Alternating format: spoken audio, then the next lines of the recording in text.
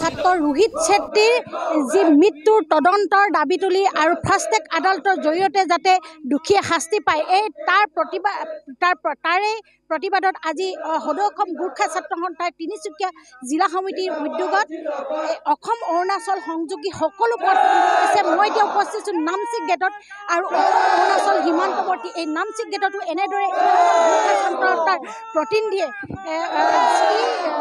শদিয়াৰ সোণপুৰা অঞ্চলৰ যি ৰোহিত বাহাদুৰ ছেত্ৰী নামৰ 12 বছৰীয়া ছাত্ৰজনক অপহৰণ কৰি হত্যাকাৰীয়ে অপহৰণ কৰি হত্যা কৰা হৈছিল আৰু এই কালিখোৱা অঞ্চলত মৃতদেহ উদ্ধাৰ হৈছিল। অপহৰণ কৰাৰ 800 মিটাৰ দূৰত্বত মৃতদেহ উদ্ধাৰ হৈছিল আৰু মৃতদেহ উদ্ধাৰ কৰাৰ পিছতে আচলতে সদৌ অসম গোৰ্খা ছাত্ৰ সন্থাই অৰুণাচলৰ বিভিন্ন ঠাইত প্ৰতিবাদী কাৰ্যসূচী লৈছিল আৰু দুজনকৈ যি হত্যাকাৰীক আচলতে আৰক্ষীয়ে কৰায়ত্ব কৰিবলৈ সক্ষম হৈছিল যদিও এই পৰ্যন্তলৈকে ফাষ্ট ট্ৰেক আদালতত এই হত্যাকাৰী দুজনৰ উচিত যি শাস্তি দিব লাগে শাস্তি প্ৰদান কৰাত ব্যৰ্থতাৰ প্ৰতিবাদত ছাত্ৰ সন্থাই যি পথ অৱৰোধ কাৰ্যসূচী লৈছে। কি ক'ব আপোনালোকে পথ অৱৰোধ?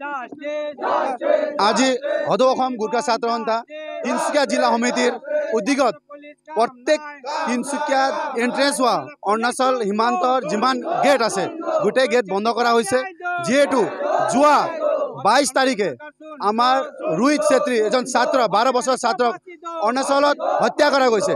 আমি এই হত্যা কৰা কাৰীক দুজনক এৰেষ্টো কৰা গৈছে আৰু তাত জড়িত কেইজন মানুহ আছে হত্যাকাৰী সিহঁতক এৰেষ্ট কৰি আৰু যিখিনি ধৰিছে সিহঁতক ফাৰ্ষ্ট এইড আদালতত আনি আমি ন্যায় বিচাৰিছিলোঁ আৰু অৰুণাচল চৰকাৰৰ লগত আমাৰ এতিয়া দাবী আছিলে। সেই দাবীক লৈ পেলাই আমি অৰুণাচল পুলিচ প্ৰশাসনৰ লগত অৰুণাচল চৰকাৰৰ লগত আমি যোগাযোগ কৰি আছিলোঁ, কিন্তু আমাক তাহাঁতে নস্যাৎ কৰিছে, আমাৰ কথা শুনা নাই। সেইকাৰণে আমি আজি মজবুৰ হৈ সদৌ অসম গোৰ্খা ছাত্ৰ সন্থা তিনিচুকীয়া জিলা সমিতি আৰু জিলা সমিতিৰ থকা গোটেই আঞ্চলিক সমিতিয়ে অৰুণাচলৰ পৰা তিনিচুকীয়া জিলালৈ সোমোৱা প্ৰত্যেক গেট বন্ধ কৰা কাৰ্যসূচী হাতত লৈছোঁ।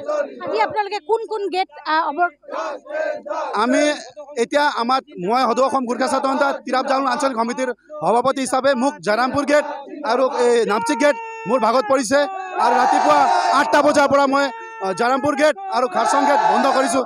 তেনেকৈ আমাৰ দিৰাক গেট, তেনেকৈ আপোনাৰ ৱাকৰো গেট আদি কৰি মাৰ্ঘেৰিটা গেট, তেনেকৈ যিমান জিলা তিনিচুকীয়া জিলাত সোমোৱা গেট আছে গোটেই বন্ধ কৰা হৈছে। অৰুণাচল যি সীমান্তৱৰ্তী সকলো গেট বন্ধ কৰি দিছে। এওঁলোক পূৰ্ণ হৈ পৰিছে অৰুণাচল সীমান্তৱৰ্তী সেয়েহে পথসমূহ তেওঁলোকে বন্ধ কৰি দিছে। অৰুণাচলৰ পৰা যাতে যান বাহন অসমত প্ৰৱেশ কৰিব নোৱাৰে। অসম